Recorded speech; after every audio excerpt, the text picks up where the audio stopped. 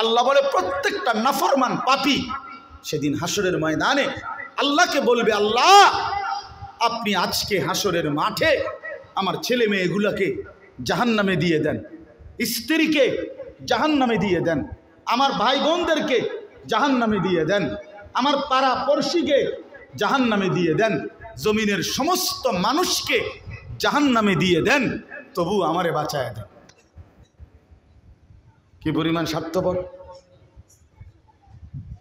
কি পরিমাণ স্বার্থপর! কি হুজুর এটাই তর্জমা করুন? ইয়াওয়াদ্দুল মুজরিমু লাউ ইফতাদি মিনা, আল্লাহ ফিদিয়া হিসাবে নেন, ফিদিয়া, ছেলে মেয়েগুলোকে দিয়ে দেন জাহান্নাম। ওয়াসাহিবাতিহি, আমার বিবিরে জাহান্নামে দিয়ে আমারে বাঁচায় দেন। আল্লাহ বলবেন কাল্লা,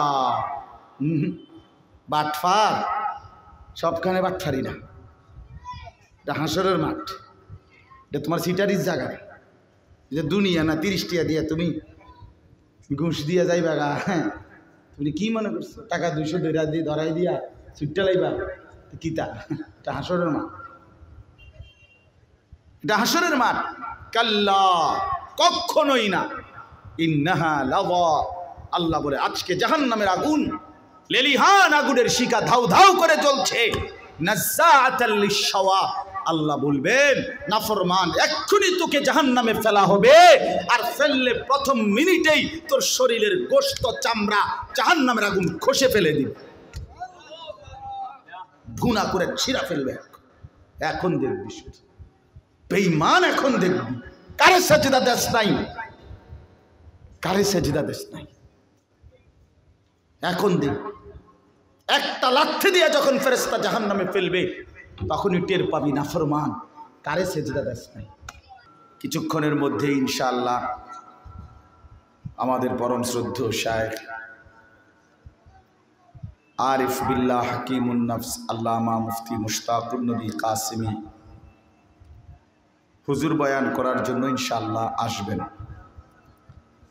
মাঝখানে অল্প একটু সময়, একদমই অল্প একটু সময়, আমি আপনাদের সামনে পবিত্র কোরআনুল কারীমের 20 নম্বর পারা, কোরআনুল কারীমের 29 নম্বর সূরা, এই সূরাটির নাম হলো আনকাবুত। আনকাবুত শব্দের অর্থ হচ্ছে মাকড়সা, একটি ছোট্ট প্রাণী যেটা আমরা সবাই চিনি, বিভিন্ন বাসাটার সাথে যেগুলা জালের মতো যে ঘর করে, ছোট ছোট ঘর, এই মাকড়সা, এই সূরার অর্থ মাকড়সা, আনকাবুত। এই সূরার 3টি আয়াত 41, 42, 43 আমি আপনাদের সামনে তেলাওয়াত করেছি। এই অল্পটুকু সময়ে ইনশাআল্লাহ এই আয়াতগুলোর তর্জমা আমরা আপনাদের কাছে শোনাইতে চাই। আল্লাহ তাআলা আমাদেরকে তৌফিক দান করেন। আল্লাহ পাক রব্বুল আলামিন আমাদেরকে 7 আসমান ও জমিনের মধ্যে যত কোটি নিয়ামত, সব কিছু আল্লাহ তাআলাই আমাদেরকে দিয়েছেন।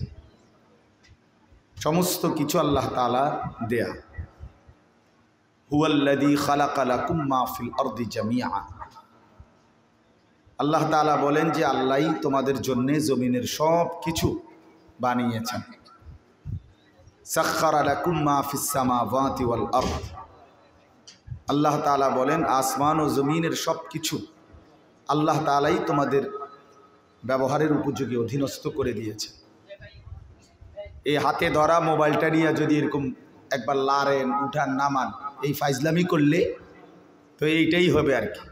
কাজের কাজ তো আর কিছু হবে না, জিন্দিগির কোনো পরিবর্তনও হবে না, এই ফালতু কাজেই জিন্দিগি শেষ।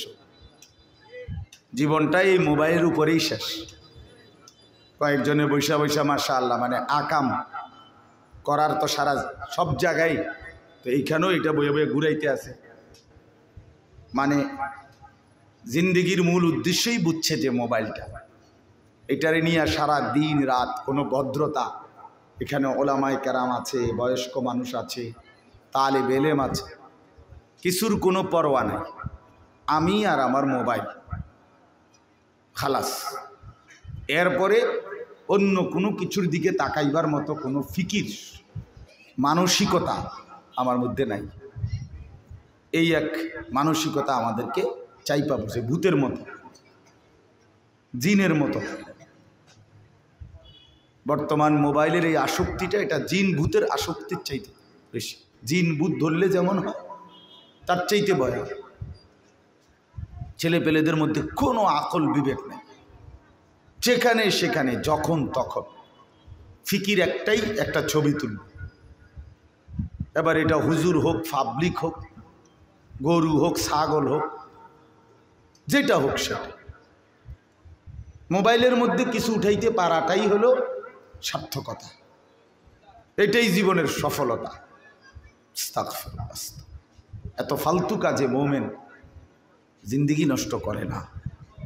আল্লাহ তাআলা কোরআনুল কারীমের মধ্যে বলছেন, যে সমস্ত মোমেন জান্নাতুল ফেরদাউস, জান্নাতের অধিকারী হবে, তাদের পরিচয় বৈশিষ্ট্য বলতে গিয়ে আল্লাহ তাআলা এটাও বলছেন, ওয়াল্লাযীনা হুম আনিল লাগবি মুরিদুন, যারা যাবতীয় অনর্থক কথা এবং কাজ থেকে নিজেকে বিরত রাখে, আল্লাহ তাআলা বলেন তারা জান্নাতুল ফেরদাউসের অধিকারী।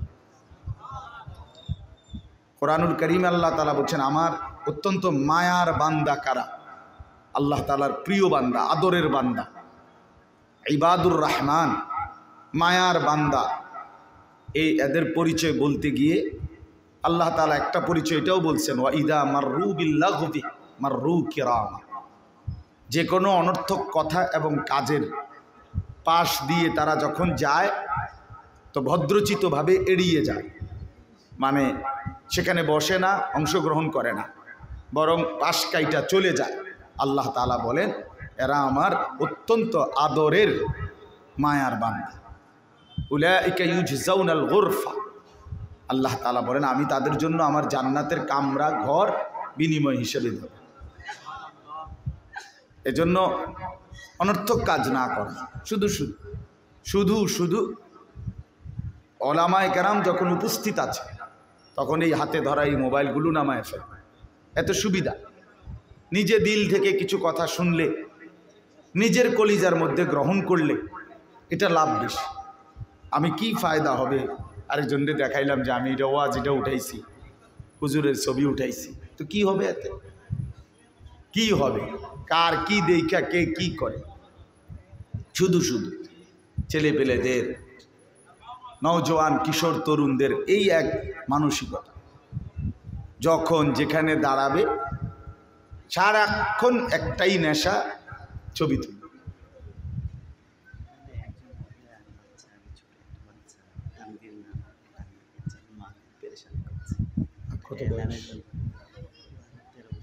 কত তো ছোট না বলে, আমি বলি। আচ্ছা, তানভীর নামে একটা বাচ্চা, 10-11 বছর খুব সম্ভব। এই বাচ্চাটা তুমি আছো কি না এখানে? 14 বছর। ও তো বাচ্চা না, 14 বছরের তানভীর। তোমার আম্মা, ওই বাচ্চার মা খুব পেরেশানি করতেছে, ওরে পাচ্ছে না। তুমি যদি শোনো বা কেউ ভাই যদি তারে চেনেন, দয়া করে আমাদের এই মাদ্রাসার অফিসে তারে পৌঁছাবার ব্যবস্থা করলে ভালো হয়। 14 বছরের ছেলে তো বাচ্চা না, ওই সানকে মোবাইল টিপতে আছে, অথবা আরেকজনের মোবাইল বয়ে বয়ে চাইবে। এত এই বয়সে ছেলে হারাবে না।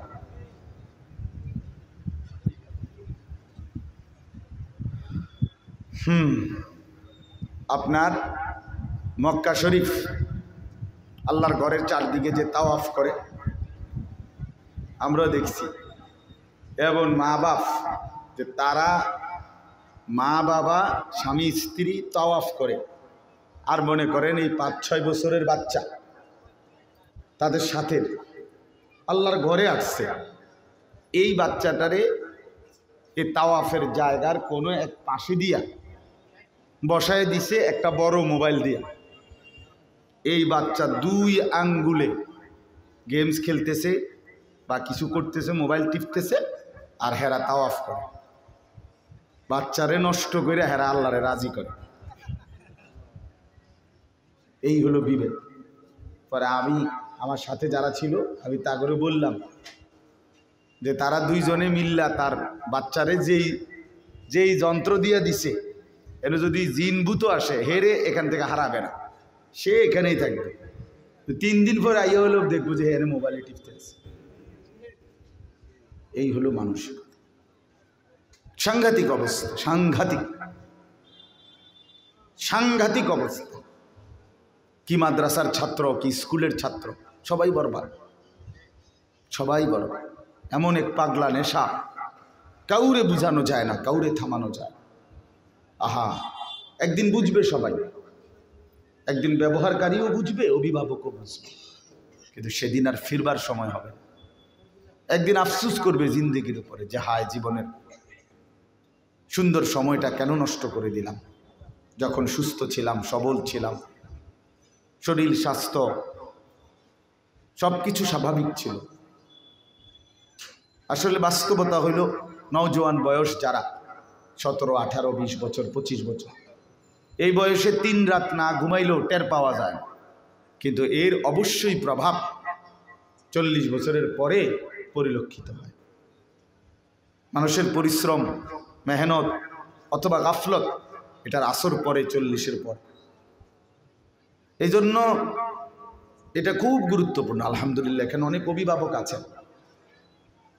আপনি যুদ্ধ না করলে, কষ্ট না করলে, ছেলেটার হাতে মোবাইল দিয়া আপনার চোখের সামনে আপনার জানা সত্ত্বে আপনার ছেলেটা মেয়েটা বড় মোবাইল ব্যবহার কইরা মানুষ হবেন। বলে মোবাইলে ভালো জিনিস দেখে না, এত ভালো জিনিস দেখার দরকার নেই। ভালো জিনিস দেখার দরকার, ভালো জিনিস যদি দেখতে চায় আল্লাহর কোরআন পড়ুক, ওটা তো পুরাটা ভালো। রাসূলুল্লাহ সাল্লাল্লাহু আলাইহি সাল্লামের হাদিস পড়ুক, সেটা পুরাটাই ভালো, পুরাটাই ভালো। এজন্য সবাই মিলে, কথাটা প্রসঙ্গ আসছে দেখা বললাম, আপনাদের কাছে অনুরোধ, পিতামাতা জিম্মাদারি বোঝা উচিত যে আসলে আমি মুসলমান হিসাবে আমার সন্তানের প্রতি আমার দায়িত্বটা কি। এই কথাটা যে মুসলমান বোঝে না, তো তার জিন্দিগিটা ব্যর্থ। আজকে আমরা এটা বুঝি না। আমার ছেলের ব্যাপারে আমার দায়িত্ব কি, আমার মেয়েটার ব্যাপারে আমার দায়িত্বটা কি, আমার স্ত্রীর ব্যাপারে আমার দায়িত্ব কি। কোরআনুল কারীমের মধ্যে আল্লাহ তাআলা বলছেন, ইয়া আইয়ুহান নাবিয়্যু কুল লি আজওয়াজিক ওয়া বানাতিক ওয়া নিসাইল মুমিনিন ইউদিনিনা আলাইহিন্না মিন জালাবিবিহিন্না। হে নবী, আপনি আপনার স্ত্রীদেরকে বলেন, আপনার মেয়েদেরকে বলেন, সমস্ত ইমানদার নারীদেরকে বলেন। আলাদা আলাদা বলছে নবীজি। আপনি স্ত্রীদেরকে বলেন, আপনি মেয়েদেরকে বলেন, আপনি ইমানদার নারীদেরকে বলেন, কি বলবেন? তারা যেন ঢিলে ঢালা মোটা চাদর দিয়ে তাদের সমস্ত দেহ এবং কপালের উপর দিয়ে চেহারা ঢেকে পুরা শরীর আবৃত করে নেয়। এই যে পর্দা, বোরখা, ঢিলে ঢালা চেহারা ঢাকা সহ, এইটা আল্লাহ তাআলা আদেশ করছেন। তো আদেশ করতে গিয়ে 3টা ভাগ করছেন। নবীজিকে বলছেন আপনার স্ত্রীদেরকে বলেন, আপনার মেয়েদেরকে বলেন, ইমানদার নারীদেরকে বলেন। তো এটা 3 ভাবে বললেন কেন? নবীজি সাল্লাল্লাহু আলাইহি সাল্লামের 11 জন স্ত্রী ছিল, 11 জন বিবি, তো সবাই ইমানদার। নবীজি সাল্লাল্লাহু আলাইহি সাল্লামের 4টা মেয়ে ছিল, তো 4 জনই তো ইমানদার। তাহলে ইমানদার নারী বললে সবাই তো অন্তর্ভুক্ত হইতো, বিবিরাও, মেয়েরাও, বাকি মহিলারাও হইতো না। তো আলাদা আলাদা বললেন কেন? আল্লাহ তাআলা বুঝাইলেন, বন্ধু আপনি একজন স্বামী, এজন্য আপনার স্ত্রীদেরকে বলেন। আপনি একজন বাবা, এজন্য আপনার মেয়েদেরকে বলেন। আপনি একজন নবী, এজন্য আপনার উম্মতের বাকি নারীদেরকে বলেন। আলাদা করে দিছে। স্বামীর আলাদা জিম্মাদারি স্ত্রীর পর্দার কথা বলা, বাবার আলাদা জিম্মাদারি মেয়েটার পর্দার কথা বলা। প্রত্যেকেই যদি সংসারে ছেলে মেয়ে স্ত্রী স্বামী সবাই যদি নিজ নিজ দায়িত্বে চলে, তাহলে এটা পরিবার হলো কেন? এটা সংসার হলো কেন? ছেলের চুল একরকম, বাপের চুল আরেক রকম, মেয়ের বোরকা একরকম, মার বোরকা আরেক রকম, তাহলে এটা সংসার হলো কই? কথা বলেন না কেন? এটা পরিবার হলো কোথায়? এরা একসাথে হইল কোথায়? এরা তো সব আলাদা আলাদা। এরা তো একই পরিবারে থাইকেও বেচেলাম, বুঝেন নাই কথা? সব আলাদা আলাদা। হ্যাঁ, ছেলে জানে না তার বাবার আদর্শ কি, বাবা জানে না তার ছেলের জন্য করবেটা কি, মেয়ে জানে না তার মার আদর্শ কি, মা জানে না মেয়েটার ব্যাপারে তার দায়িত্বটা কি। এটা তো কোনো কথা হইতে পারে না। এই যে পারিবারিক বন্ধন ছুটে যাচ্ছে, পাশ্চাত্যের, ইউরোপের, আমেরিকার, বেঈমানের, কাফেরের, মুশরিকের, ইহুদি, খ্রিস্টান, নাস্তিক, মুরতাদের সমস্ত কিছু আমাদের বারবার পছন্দ হয়। ওইটা আমাদের কলিজার মধ্যে জমা। ইউরোপ জিন্দিগির সমস্ত স্বপ্ন সাধনা, জীবনের সমস্ত আশা আকাঙ্ক্ষা, জীবনের সমস্ত পরিকল্পনা ওইটা। হায় আল্লাহ, তো আমাদের আখিরাত কোথায়? আমাদের পরকাল কোথায়? আমাদের আল্লাহ কোথায়? আমাদের রসুল কোথায়? আমাদের মদিনা কোথায়? আমাদের মক্কা কোথায়? এজন্য এটা বোঝা উচিত। আপনাদের কাছে অনুরোধ করলাম, আপনারা যদি এটা না ভাবেন, আগামী প্রজন্ম ধ্বংসের দ্বার প্রান্তে আরেক ধাক্কা দিলে পুরাই বরবাদ হয়ে যাবে। আল্লাহ তাআলা কোরআনুল কারীমের মধ্যে বলছেন, ওয়াকুনতুম আলা শাফা হুফরাতিম মিনান নার ফাআনকাযাকুম মিনহা। আল্লাহ বলেন, তোমরা তো আইয়ামে জাহিলিয়াতে আমার বন্ধু আসার আগে একেবারে জাহান্নামের কিনারে গিয়া দাঁড়ায় গেছিলা। অন্যায়, অশ্লীলতা, বেহায়াপনা, অসভ্যতা, নোংরামি, কুফর, শিরিক সমস্ত পাপে ডুবে তোমরা একদম জাহান্নামের কিনারে দাঁড়ায় গেছিলা। আর একটা ধাক্কা লাগলে, আর একটু ছোট্ট বাতাসের ধাক্কা লাগলেই জাহান্নামে পড়ে যাইতা। আমি আল্লাহ দয়া করে সেই অবস্থা থেকে আমার বন্ধু, আমার রসুলকে পাঠিয়ে, কোরআন পাঠিয়ে তোমাদেরকে রক্ষা করলাম, টেনে ধরলাম, ফিরায় দিলাম, আগুনে পড়া থেকে রক্ষা করলাম। হাদিসের মধ্যে আছে, আল্লাহ নবী সাল্লাল্লাহু আলাইহি সাল্লাম বলেন, উম্মত শোনো, আমি নবী তোমাদের জন্য কেমন। নবীজি নিজে উদাহরণ দিয়ে বুঝাইছেন। কয় যে একটি গর্ত, এই গর্তটার মধ্যে পুরাটা গর্তে আগুন জ্বালানো হয়েছে, ধাউ ধাউ করে আগুন জ্বলতেছে নিচে গর্তে। এই অবস্থায় মহল্লার সবগুলো মানুষ গিয়া ইচ্ছা করে ওই গর্তের চারদিকে গিয়ে দাঁড়াইছে। আর সবাই সিদ্ধান্ত নিতেছে ইচ্ছা করেই তারা এই আগুনের মধ্যে ঝাঁপ দিবে। আল্লাহ নবী সাল্লাল্লাহু আলাইহি সাল্লাম বলেন, এই মুহূর্তে আমি মুহাম্মদ যেন, অর্থাৎ তোমরা সবাই মিলে প্রতিযোগিতা করে জাহান্নামের আগুনে পড়বার জন্য একসাথে ছুটছিলা, আমি মুহাম্মদ তোমাদেরকে কোমরে জড়াইয়া ধইরা টাইনা সেই জাহান্নামের আগুন থেকে বাঁচাইবার চেষ্টা করছি। কোমরে ধরে ধরে টেনে ফিরাচ্ছিল। এই ছিল রাসূলুল্লাহ সাল্লাল্লাহু আলাইহি সাল্লামের ফিকির। আজ সবাই মিলে ছেড়ে দিছে, শুধু টাকা, শুধু উপার্জন, শুধু ঘর, দালান, বিল্ডিং, শুধু খাইয়া পইরা একটু আরাম আয়েশ, motorcycle, private car, building, AC, sofa, খাট, পালং, ফার্নিচার। এটাই জীবনের প্রাপ্তি, এটাই জীবনের প্রাপ্তি, এটাই সুখ, এটাই আনন্দ, এটাই তৃপ্তি। এর মধ্যে জওয়ান মানুষও সুখ খোঁজে, বয়স্ক লোকেও এর মধ্যেই সুখ খোঁজে। শেষ বয়স ওনার স্বপ্ন হইল ছেলে পেলেরা খাইয়া টাইয়া ঘর, বিল্ডিং, দালান কইরা বাজার সদাই করে আরামে খাইতেছে, খালাস, উনি নিশ্চিন্ত।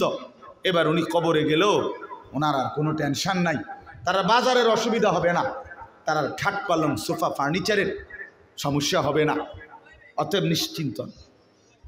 হাই মুসলমান, এই ছিল কথা। কোরআনুল কারীমের মধ্যে আছে, হযরত ইয়াকুব আলাইহিস সালাম, তিনি ওনার 12 জন ছেলে, আপনারা জানেন ওই যে 10 ভাই যারা পানি কুয়াত ফেলে দিছে ইউসুফ আলাইহিস সালাম, এরা 10 জন। আর ইউসুফ আলাইহিস সালাম আর বেনিয়ামিন, ওনারা আপন 2 ভাই। কয়জন হইল?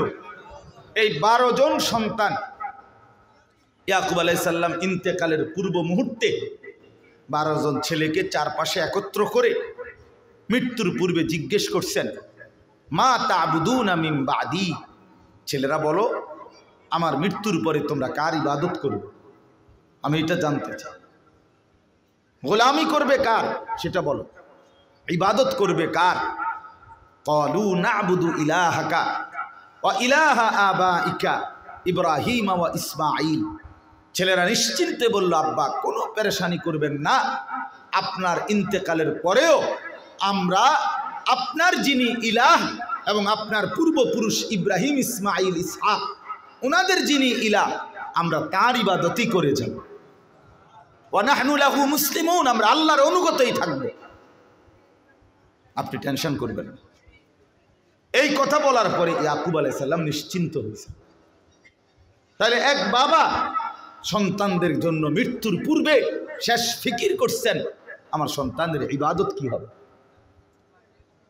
ইবাদত কি হবে। আল্লাহ আপনাদেরকে বুঝ দান করে। আপনারা সবাই মিলে শুধু দুনিয়া, নিজের দুনিয়া, সন্তানের দুনিয়া, স্ত্রীর দুনিয়া, মেয়েটার দুনিয়া, সবার কলিজার ভিতরে একদম আটকায় গেছি। হাই মুসলমান, সবাই মিলে সিদ্ধান্ত নিয়েছেন যেমনে পারো, দেশে থাইকা পারো, বিদেশ গিয়া পারো, দুনিয়াটা সাজায় দাও, দুনিয়া সাজাও, দুনিয়া সাজাও। ওমা হাদিহিল হায়াতুদ দুনিয়া ইল্লা লাহবুন ওয়া লাইব। আল্লাহ তাআলা বলেন, বান্দা শোনো, দুনিয়ার জীবন আর কিছুই নয়, শুধুই তামাশা, শুধুই খেলাধুলা।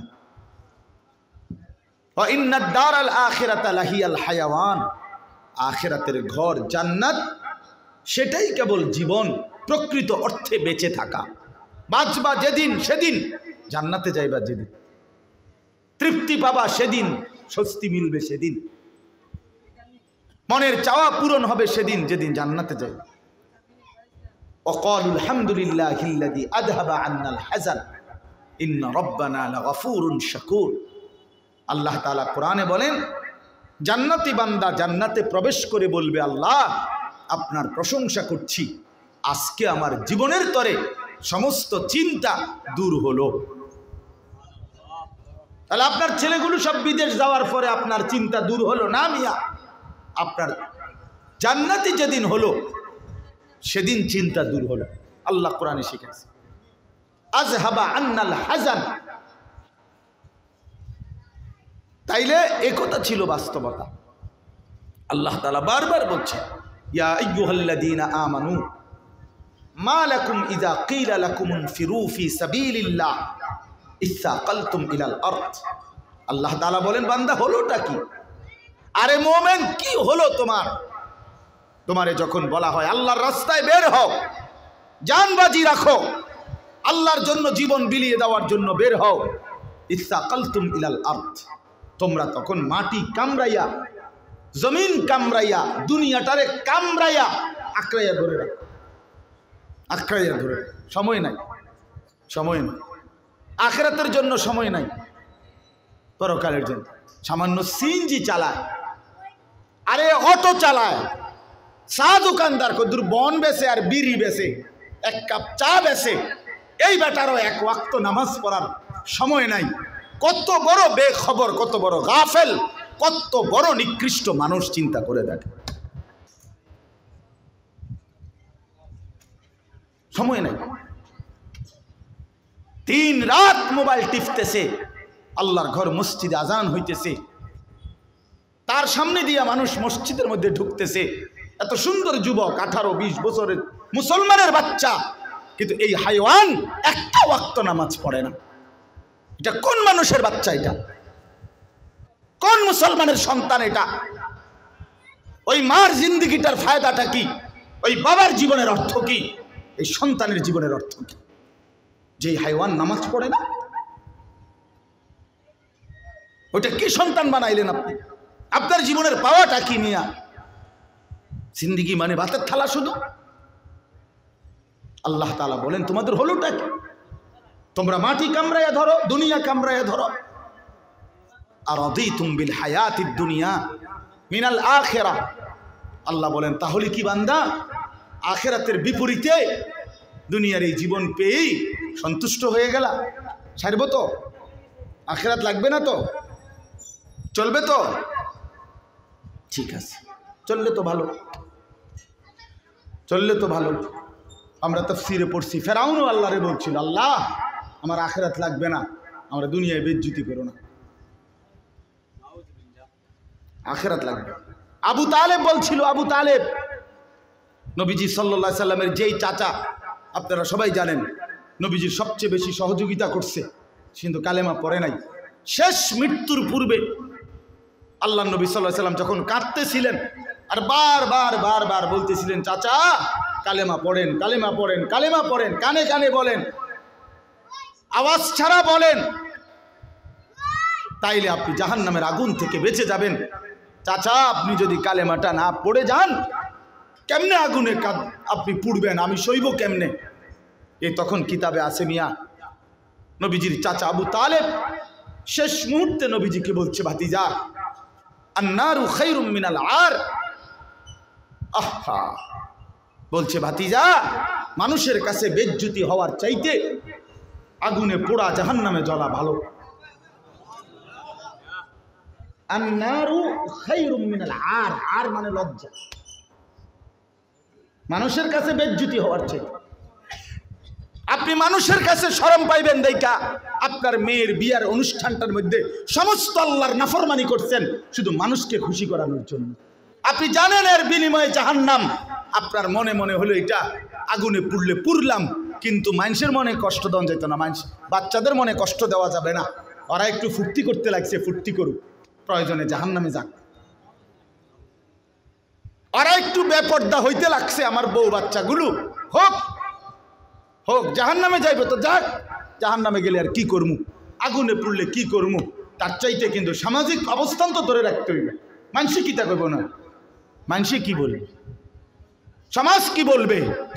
হায় মুসলমান, সমাজ কি বলবে?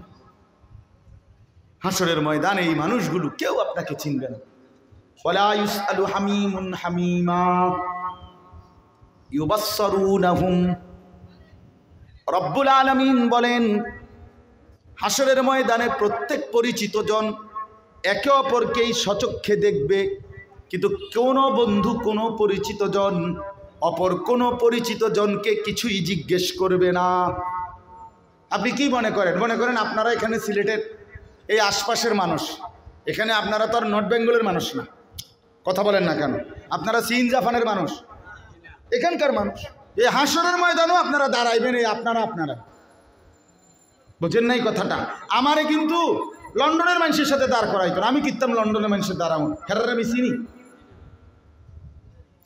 আমেরিকার মানুষের সিলেটের মানুষের সাথে দাঁড় করাবে না, আর আগে ওদের অঞ্চলের মানুষের সাথে দাঁড় করাবে। ইউবাসসারুনাহুম, কোরআনে আল্লাহ বলেন পরস্পর পরস্পরকে চিনবে, দেখবে, নিজেদের পরিচিত জন। ওই যে আমার আব্বারে দেখা যায়, ওই যে চাচা, ওই যে আমার চাচাতো ভাই, ওই যে আমার ছোট ছেলে, ওই যে আমার মা, ওই যে আমার ফুফু, এরকম পরিচিত মানুষ দেখবে।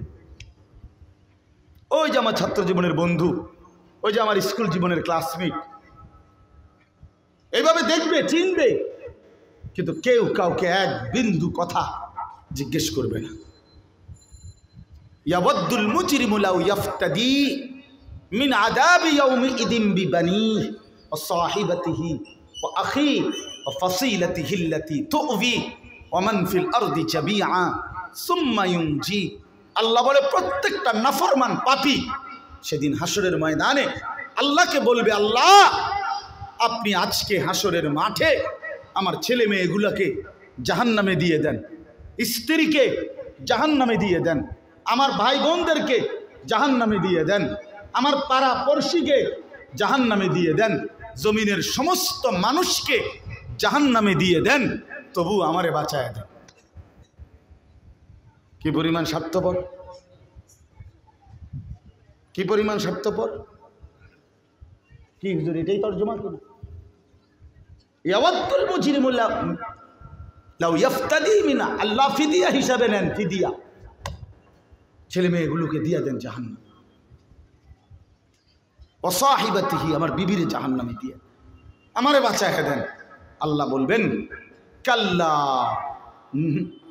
বাটফার, সবখানে বাটফারি না, এটা হাসরের মাঠ, এটা তোমার সিটারির জায়গা, যে দুনিয়া না 30 টাকা দিয়া তুমি ঘুষ দিয়া যাইবা গা। হ্যাঁ, তুমি কি মনে করছো টাকা 200 দিয়ে ধরাই দিয়া ছুট্টা লাইবা?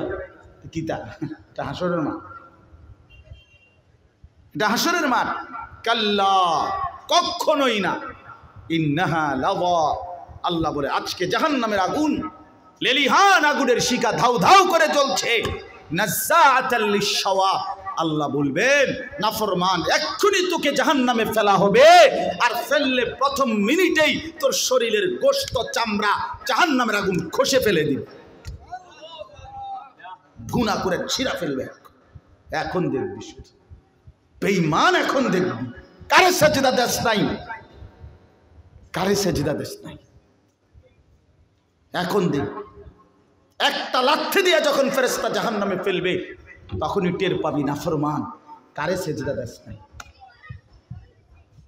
কারে ডাকতে মন চায় নাই। কেন ডাকলা না? কেন নামাজ পড়লা না? যুবক,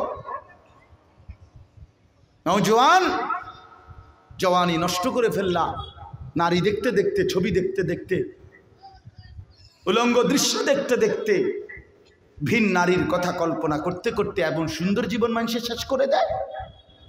পাগল তুমি, মাথা খারাপ, তার সিরা, না মাতাল, না নেশাখোর, না গাঁজাখোর বেটা।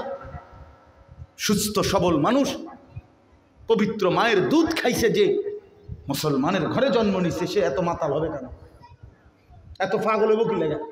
কিরে বেটা, তুই তো আলতু ফালতু কোনো ঘরে জন্ম নিস নাই বেটা, তো মুসলমানের ঘরে জন্ম নিস বেটা। তোর মা মুসলমান, তোর বাবা মুসলমান, তোর বংশধর সবাই মুসলমান, তুমি এত ফালতু হইলা কেন? কি কারণে নষ্ট হইলা? কি কারণে নষ্ট হয়ে গেল? আমি সব সময় চিৎকার দিয়া বলি, 4টি নিয়ামত আল্লাহ আমাদেরকে সর্বশ্রেষ্ঠ দান করছেন। আমাদের আল্লাহ সর্বশ্রেষ্ঠ, আমাদের নবী মুহাম্মদ সাল্লাল্লাহু আলাইহি সাল্লাম সর্বশ্রেষ্ঠ, আমাদের কোরআন সর্বশ্রেষ্ঠ, আমাদের ইসলাম সর্বশ্রেষ্ঠ। কয়টা হইল? 4টি নিয়ামত সর্বশ্রেষ্ঠ যে পেল, এরপরে এতে নষ্ট হইল কেন? কিসের অভাব? এ চরিত্রহীন হলো কেন? কিরে নাফরমান, কি জন্য নষ্ট হলো? কি ছিল না তোমার? তোমার আল্লাহ ছিল, তোমার রাসূল ছিল, তোমার কোরআন ছিল, তোমার ইসলাম ছিল। এত বড় শ্রেষ্ঠতম 4টি নিয়ামত পেয়ে আল্লাহকে বাদ দিলা কেন? আল্লাহকে বাদ দিলা কেন? আল্লাহকে বাদ দিয়ে যে যাকে ধরে, আল্লাহ তাআলা বলেন সে একটা মাকড়সা, যে একটা ঘর বানাইছে, অথচ তোমরা সবাই জানো মাকড়সার ঘরটাই হচ্ছে পৃথিবীতে সবচেয়ে দুর্বল। এইটাই আয়াত, এটাই কি?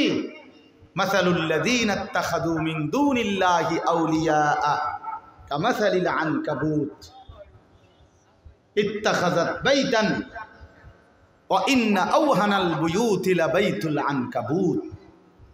এই আবার কথা শেষ, বুঝছেন? আল্লাহ তাআলা বলেন পুরুষ কিংবা নারী, জওয়ান কিংবা বুড়ো, আমি কিংবা আপনি, প্রত্যেককে আল্লাহ বলছে তোমরা যারা আমি আল্লাহকে বাদ দিয়ে অন্য কিছুকে বন্ধু বানাইলা, কেউ দুনিয়া, কেউ ঘর, কেউ সংসার, কেউ বাজার, কেউ ব্যবসা, কেউ ক্ষেত খামার, কেউ বিদেশ, কেউ লন্ডন, কেউ ইটালি, কেউ আমেরিকা, এই সব কিছুর উপরেই নির্ভরতা বানাইলা। এটাই টার্গেট জীবনের। পৃথিবীতে আসছি এর জন্য যে কোনো মূল্যে একটা বিল্ডিং করবো, টাকায় দেবো বেড়া, টাকায় দেবো তোর, যে কোনো মূল্যে বিল্ডিং করে সারমু, হ্যাঁ যেমনে পারি, যে কোনো মূল্যে দুনিয়া অর্জন করা। আল্লাহ তাআলা বলেন এভাবে যে যাকে, যে কোনো ব্যক্তি বা বস্তু আমি আল্লাহকে বাদ দিয়ে যাকে তুমি বন্ধু বানাইলা, আল্লাহ তাআলা বলে যে বা যারা আল্লাহকে বাদ দিয়ে অন্য কিছুকে বন্ধু বানায়, মাসালুল্লাযীনা ইত্তাখাযু মিন দুনিল্লাহি আউলিয়া, কেউ নেতারে বন্ধু বানাইলো।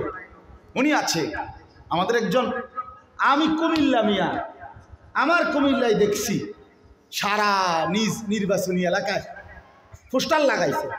আমাদের একজন আছে, এই যে বেড়ি ভাগ্যে গেছে, বুঝেন না? টের পাইছেন না? বাগুন্না বেড়ি, হ্যাঁ, আমার ছোট্ট 3 বছরের মেয়েও আমার কাব্বু পলাইছে। হ্যাঁ হ্যাঁ, ছোট্ট প্রায়, আমি প্রায় সময় মজা করে জি কাব্বু কি হয়েছে, কাব্বু পলাইছে। তো আমাদের ইনি আছেন, সারাটা শহরে পোস্টার লাগাইছে, আমাদের ইনি আছেন, আমরা গর্বিত, নিশ্চিন্ত নিশ্চিন্ত। আল্লাহরে বাদ দিয়া কারে বানাইলা? আল্লাহরে বাদ দিয়া গায়রুল্লাহর উপরে কেমনে ভরসা করলা মুসলমান? কেমনে ভরসা করলা? আল্লাহ তাআলা বলেন, নেতা হোক, কর্মী হোক, দল হোক, বাহিনী হোক, ক্যাডার হোক, সন্ত্রাসী হোক, অস্ত্র হোক, সম্পদ হোক, দেশ হোক, বিদেশ হোক, তোমার কর্মস্থল হোক, যাই হোক, আমি আল্লাহকে বাদ দিয়া, আমার হুকুমকে পরোয়া করলা না, আখিরাতকে বাদ দিয়া দিলা, কবরের ফিকির বাদ দিলা, নামাজেরও সময় নাই, হালাল হারামেরও কোনো বিচার নাই, কিচ্ছুর খবর নাই, আমার শুধু দুনিয়াকেই, দুনিয়ার কোনো ব্যক্তি বস্তুকেই তুমি আমি আল্লাহকে বাদ দিয়ে বন্ধু বানাইলা। আল্লাহ তাআলা বলেন, কথাটা খেয়াল করেন, যে বা যারা, আমি কিংবা আপনি, আল্লাহ বলেন যে বা যারা আমি আল্লাহকে বাদ দিয়ে অন্য কিছুকে বন্ধু বানালো, সে কামাসালিল আনকাবুত, ওই ব্যক্তি মাকড়সার মতো। তুমি আসলে একটা মাকড়সা,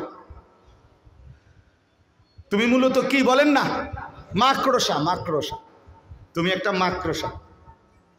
ইত্তাখাযাত বাইতান, যে মাকড়সা একটা ঘর বানাইলো, মানে আমি আল্লাহকে বাদ দিয়ে যারে ধরলাম, এটা যেন মাকড়সার ঘর ধরলাম। আর তুমি কি জানো, ইন্না আওহানাল বুয়ুত লাবাইতুল আনকাবুত, সবচেয়ে দুর্বল ঘর এই পৃথিবীতে মাকড়সার ঘর। ঠিক না? মাকড়সা আপনারা চিনেননি? কন্যা ওই হাতির মতো, হাতির মতো, ঠিক না? তো মাকড়সার ঘর কয়টা ফাইলিং করে? কথা বলেন না। আর সিসি ফাইলিং করে নাকি? না, মাকড়সার ঘর। মাকড়সা তো বড় যত্ন করে ঘর বানায়, কিন্তু সামান্য একটু বাতাস সে ঘর ভেঙে চুরে শেষ করে দেয়। 6 মাসের বাচ্চা, 6 মাসের বাচ্চাও যদি হাত একটু নাড়া দেয়, মাকড়সার সাজানো ঘর কি হয়ে যায়? ভেঙে যাবে কি না বলেন? চূর্ণ বিচূর্ণ হয়েছে। আল্লাহ তাআলা বলেন, লাউ কানু ইয়ালামুন, আমার বান্দারা যদি এই কথাটা বুঝতা, এই ইলম যদি তোমাদের হতো, এই জ্ঞান যদি তোমাদের হতো, যে তোমরা যারা আল্লাহকে বাদ দিয়ে যার উপরে ভরসা করলা, তুমি একটা মাকড়সা, যে একটা মাকড়সার ঘর বানাইলো, তোমার কাছে মনে হইতে পারে বিরাট নেতা, বিরাট ব্যক্তি, বিরাট ব্যবসা, বিরাট কোম্পানি, বিরাট ক্ষমতাধর। আল্লাহ বলে, না না, মাকড়সার ঘর, মাকড়সার ঘর, মাকড়সা ঘর। আমি আল্লাহ চাইলে 1 মিনিটে, 1 ঘন্টায় আমি আল্লাহ তসতস করে দিতে পারি। 2:30 বাজলে পরের দিনের আর 2:30 লাগে না, 24 ঘন্টার আগে নাই, নাই যে নাই, কিচ্ছু নাই, কিচ্ছু। 16 বছরের ঘর আর কিচ্ছু নেই।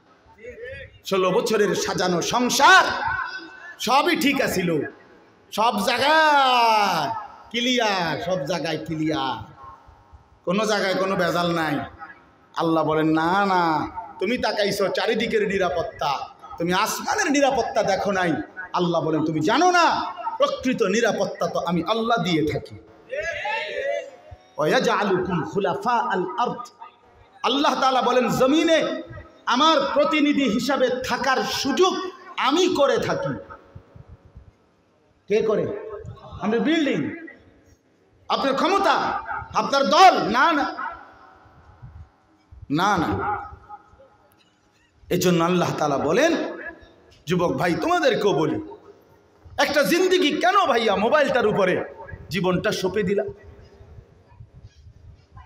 এই সাথে সমবয়সী কয়েকটা দুষ্ট বন্ধুর খপ্পরে পইরা এত বড় আখিরাত ছেড়ে দিলা এই ফালতু বন্ধুদের কারণে। ওফো, কামটা করলা কি? কাজটা করলা কি? আল্লাহকে ছেড়ে দিলা, এক ওয়াক্ত নামাজ পড়তেও মন চাইল না। আল্লাহ তাআলা এই জন্য বলছেন, বান্দা মনে রেখো আমারে বাদ দিও না। কারে বাদ না দেওয়া? বলেন না কাকে? হ্যাঁ, এই জন্য জিন্দিগির সবক এটা। আল্লাহকে বাদ দিয়ে যার উপরে ভরসা করলেন, ব্যক্তি হোক, ঘর হোক, ছেলে হোক, বাজার হোক, ব্যবসা হোক, নেতা হোক, কর্মী হোক, দল হোক, পার্টি হোক, ক্ষমতা হোক, দুনিয়ার যেটার উপরেই আপনি ভরসা করবেন, তাকে বাদ দিয়ে মানে আল্লাহকে বাদ দিয়ে মানে আল্লাহর হুকুমের তোয়াক্কা করলেন না, হালাল হারামের তোয়াক্কা করলেন না। আল্লাহ বলল হারাম কিস্তি, আল্লাহ বলল হারাম সুদ, আপনি বললেন না আমি আপনার উপরে ভরসা করি না, আমি আমার সংসারের অভাব পূরণের জন্য কিস্তির উপরে ভরসা করলাম, সুদের উপরে ভরসা করলাম। আল্লাহ তাআলা বললেন কিস্তি তো লাও নাই, মাকড়সার ঘর বানাইলা। আর কি বানাইলা?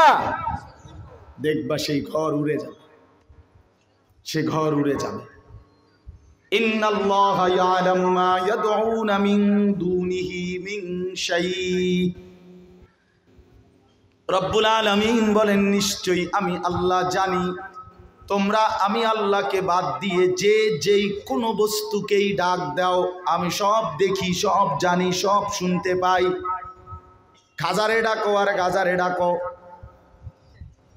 হ্যাঁ, লাল শালুরে ডাকো আর মাছেরে ডাকো, গজার মাছেরে ডাকো আর ইলিশ মাছেরে ডাকো, যাকেই ডাকো বান্দা, যার কাছেই হাজত পূরণ করতে চাও, আমি আল্লাহকে বাদ দিয়ে যার কাছেই তুমি ভিড়ছ, আল্লাহ বলেন আমি সব শুনি, সব জানি, সব দেখি।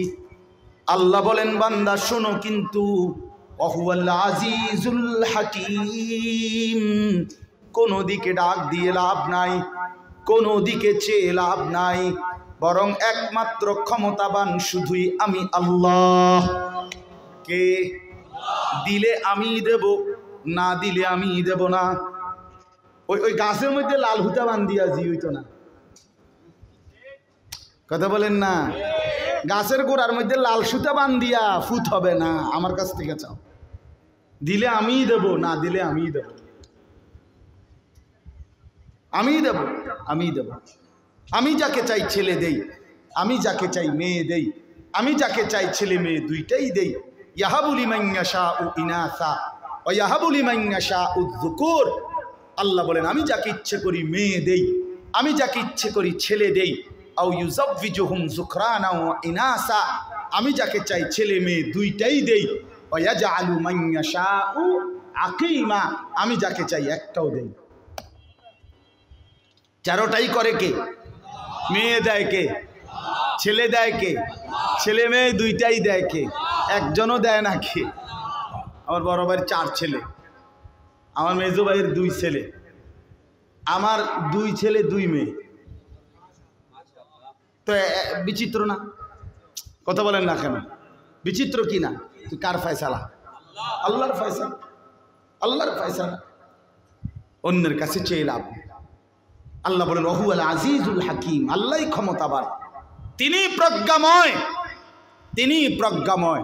কাকে দিবেন, কখন দিবেন, দিবেন কিনা না দিবেন, আল্লাহ তাআলা বলেন এটা সম্পূর্ণ আমি আল্লাহর হিকমত। এখানে তোমার জোরাজুরি সাফাসাফির কিচ্ছু নাই। আল্লাহ তারে দুনিয়া দিছেন, টাকা পয়সা আমারে দেন না, কারণ আপনারে দিতে হইব, এটার দরকারটা কি? আল্লাহ বাধ্য, এটার কি কারণ? কথা বলেন না কেন? তারে ছেলে দিছে দেখে আপনারও দিতে হবে, এটার কারণটা কি? আপনি আল্লাহর থেকে নিতেই পাইবেনই, বাধ্যতামূলক, এরম অধিকার আপনারে কে দিল? এই জন্য আল্লাহ তাআলা বলে আমি হিকমতওয়ালা, আমি জানি, আমি বুঝি কাকে দেব, কাকে না দেব, কাকে কদ্দুর দেব, কাকে কদ্দুর দেব না। এটা শুধুই কার ফয়সালা? আল্লাহর ফয়সালা।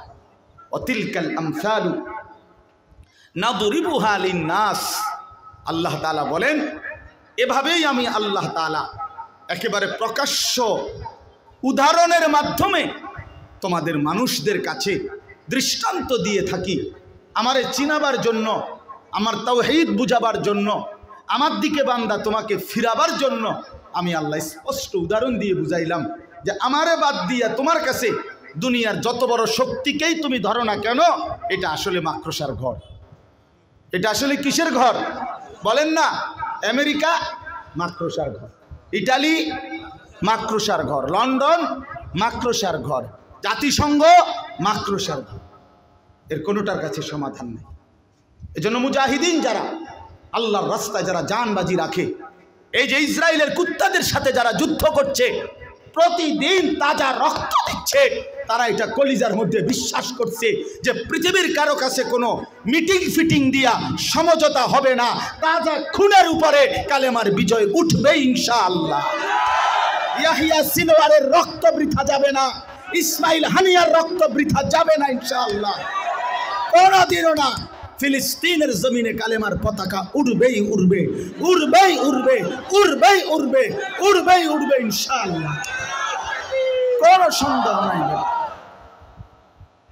কোনো সন্দেহ নাই। কি পরিমাণ রক্ত দিলে মালিক বিজয় দিবে, এটা মালিকের ফয়সালা। তুমি আমি হুলস্থুল করলে হইতো না, তাড়াহুড়া করলে হইতো না। আল্লাহ তাআলা কতটুকু রক্ত নিবেন, এটা মালিকের কি আছে, ফয়সালা আছে, ফয়সালা আছে। এজন্য এটা জরুরি বিষয়। কোনোভাবেই আল্লাহ তাআলা বলেন, বান্দা কোনো বিষয়ে গায়রুল্লাহর উপরে ভরসা করো না। আল্লাহ আমাকে বাদ দিও না, আমারে বাদ দিলে আমি বেশি কষ্ট পাই। বান্দা এত বড় কায়নাত দিয়া আমি তোমারে লালন পালন করি, আর সেই তুমি আমারে ছেড়ে দিও কেন? মা গাররাকা বিরাব্বিকাল কারীম। আল্লাহ বলে, মানুষ হলোটা কি?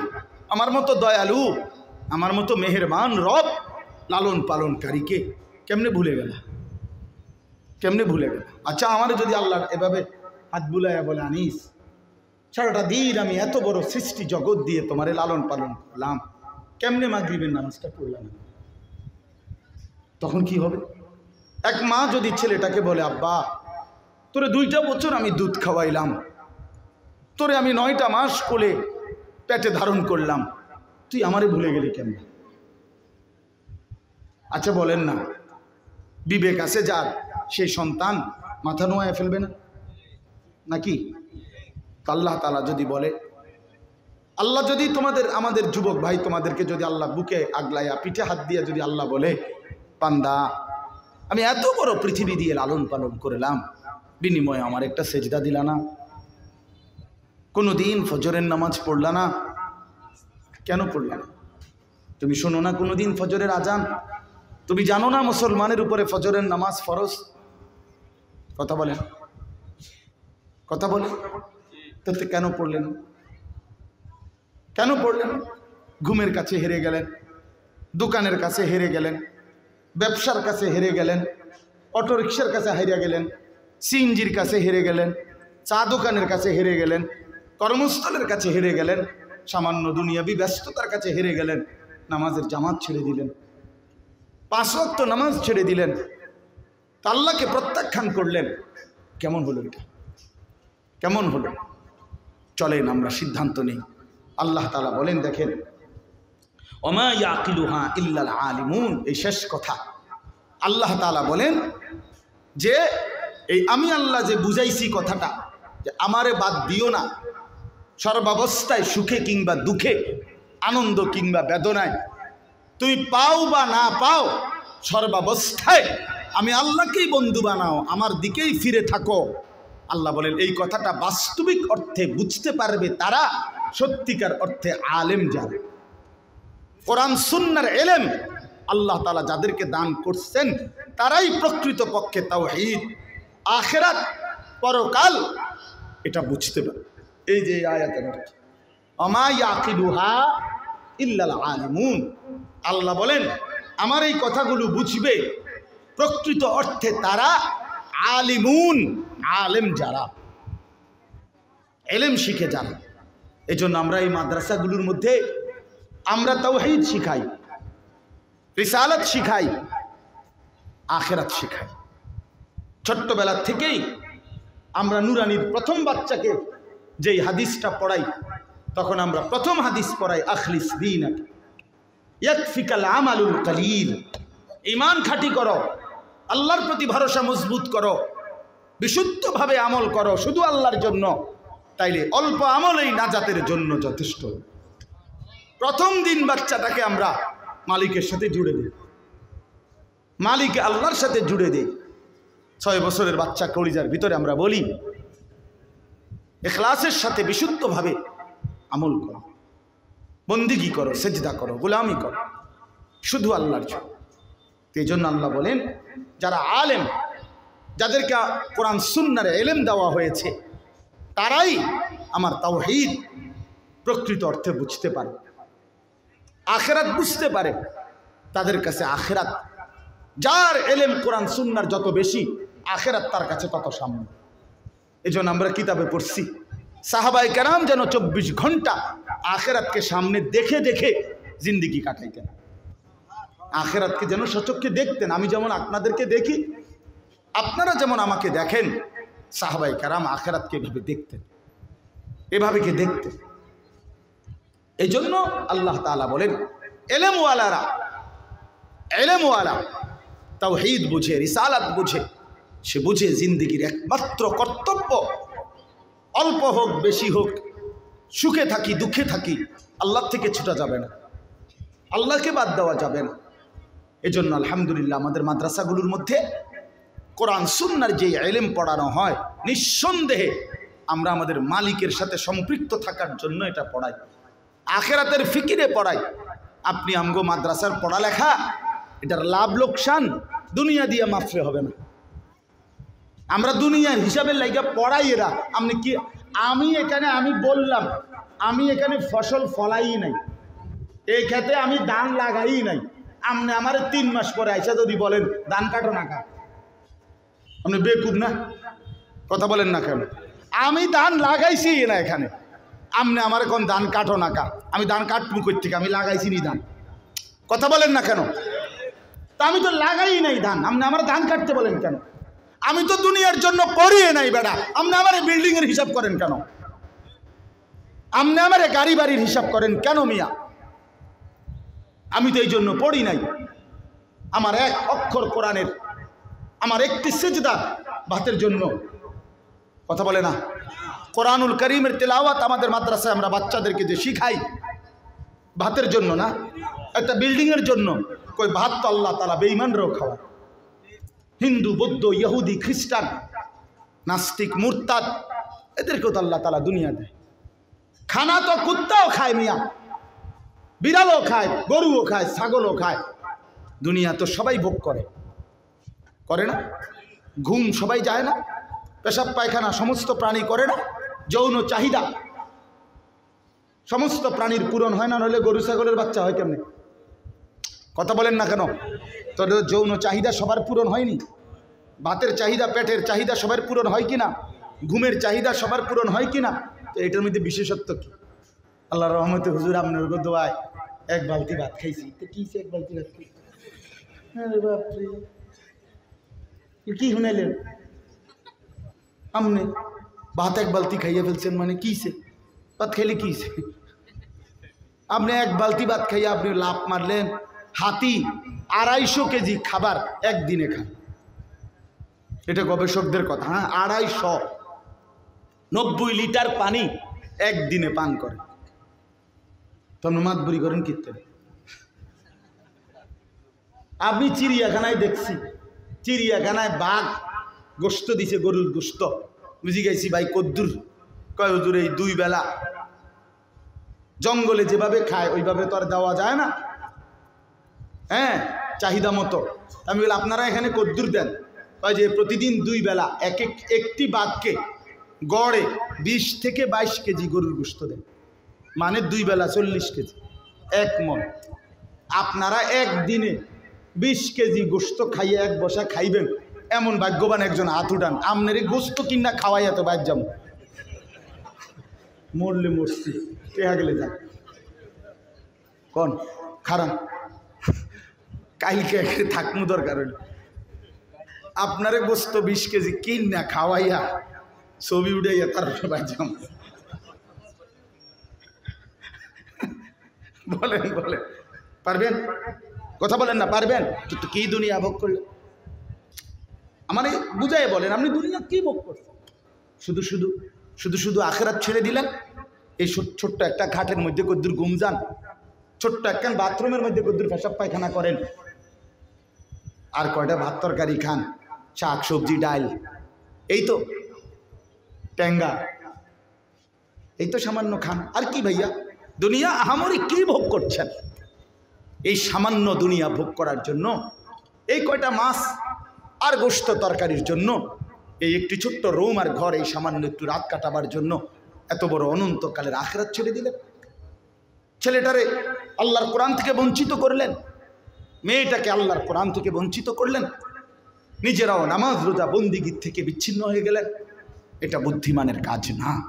আল্লাহ আমাকেও বুঝ দান করেন, আল্লাহ তাআলা আমাকেও বিবেক দান করেন, আপনাদের প্রত্যেককে বিবেক দান করেন। এই জন্য ভাই আমার, মাদ্রাসাকে ভালোবাসেন, কোরআনকে ভালোবাসেন, দ্বীনকে ভালোবাসেন। আপনি জেনারেল পড়া পড়েন, কোনো মানা নাই।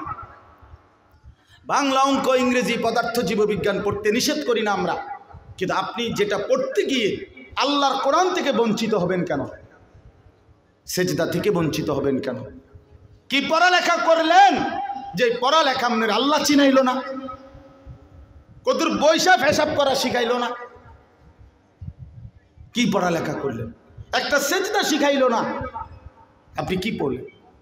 আল্লাহর কোরআন দেখে দেখেও পড়তে পারে না।